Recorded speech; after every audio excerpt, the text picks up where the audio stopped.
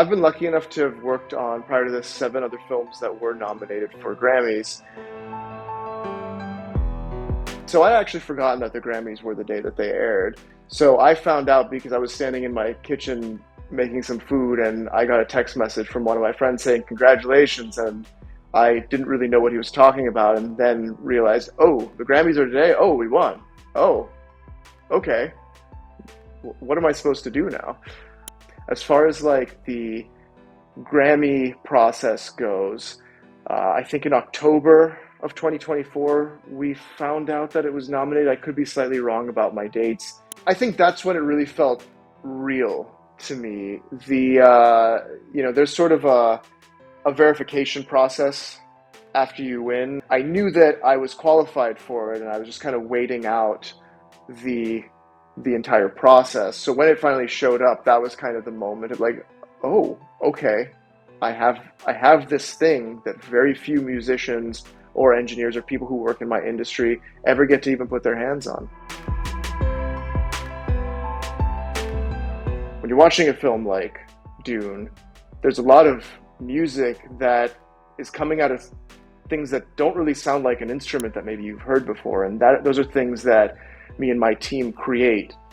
So Interstellar was a very, very special project just because I absolutely love the film. The score is also incredible, and it's one of those movies that I rewatch. It's a fantastic science fiction film. If I had to pick one, it would be Dune Part 1 and 2. It would be the Dune series.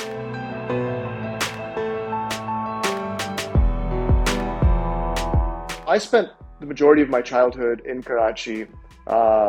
Spent about 2 to 3 years in the US as well when I was younger. As far as my music journey goes, I mean, I've played instruments, I think, since I was 7 or 8 years old.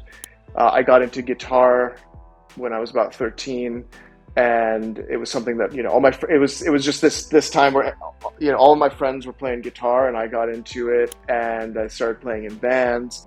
The development and the music scene that we were involved in was a very DIY type situation. If we wanted to play a show, you really had to take care of everything, not just booking the space, but we had one where we actually had to build the stage. It had its own charm to it, and there were things about it. I do wish that we had more support and more of a thriving scene for young musicians. When I was maybe 15 years old or so, I think that was when the first Nouri record came out. And I remember like how many hits were on that. And that was the time where, at least like in my friend circle and the kids I was going to school with, like everyone wanted to play guitar. Everyone wanted to be in a rock band. And then you had this happen in the Pakistani industry, which was not something we were necessarily super used to. This was a record that really, I think, resonated with the youth in a way that I certainly hadn't experienced before. I miss the sense of humor that we have in Pakistan. I think there's just something about some of the things that we find funny. I don't laugh nearly as hard at stuff from, I guess like American humor or other countries' sense of humor.